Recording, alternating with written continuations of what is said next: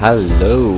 Today we'll have a look at a sort of a custom build controller. You could use something similar not only for the flight sim, but also for any other simulation or any other game.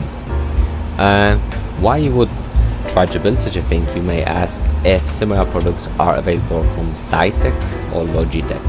But sometimes it is the issue of the price, but also the range of functionalities that ready-made products will give you are not to your liking. So I think next 2 or 3 episodes we will also have a look at the software side of things, so interfacing and hardware that is used to communicate all those buttons, switches and displays to your game, whether it's a flight sim, whether it's a another simulation or any other game really, where you think that you're tired of playing around with the mouse and keyboard. So nothing fancy, but let's just have a look if everything works. So we have our barometric pressure starting from the left. I can change the units. I can put it in the standard mode and exit that mode, and also here we have the switches for the map.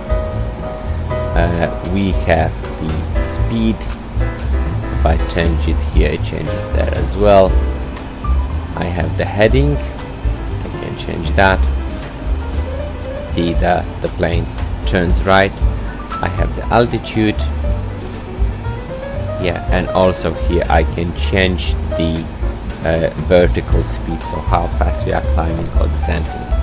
I have all those buttons here, so the flight director, ILS, localizer, approach, so we have them here. I can turn them off, turn them on, and also we have the legend here, so a signage. Here we have a page. I can turn this to 2 different pages where we have the signs for those buttons here, but also we have the positions of the flap, speed brake and auto brake. So just to demonstrate that, if I go here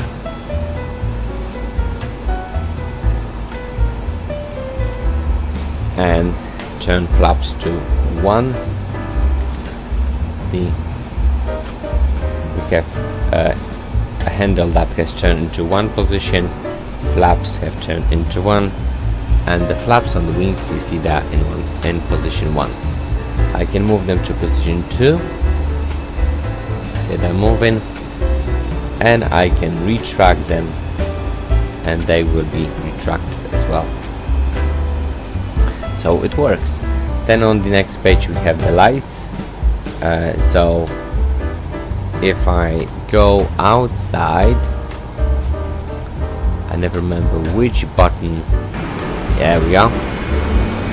So if you go to the wings,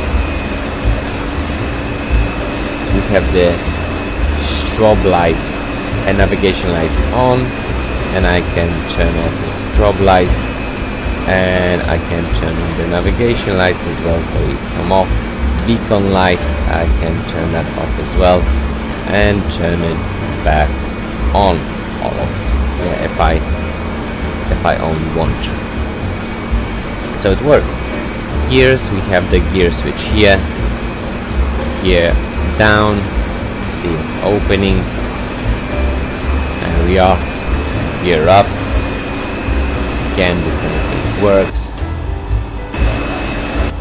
And also we have the radio panel that is here.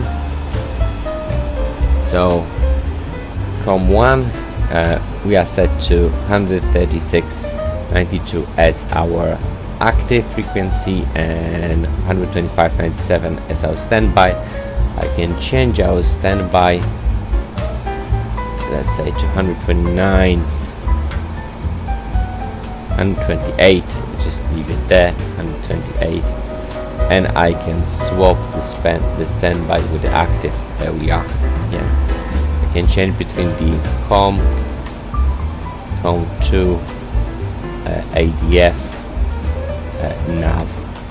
Yeah, so it all works. So yeah, as you see, it all works. All the button switches. We have the auto throttle. I can turn that off. I can turn that on again.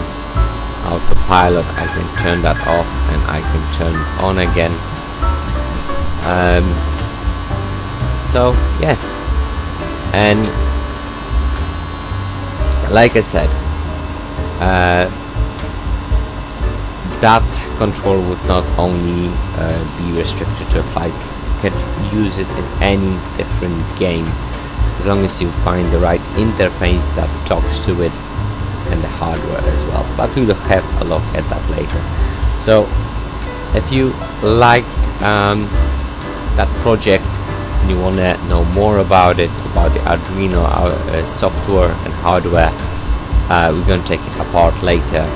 Leave a subscribe, leave a like, and see you next time.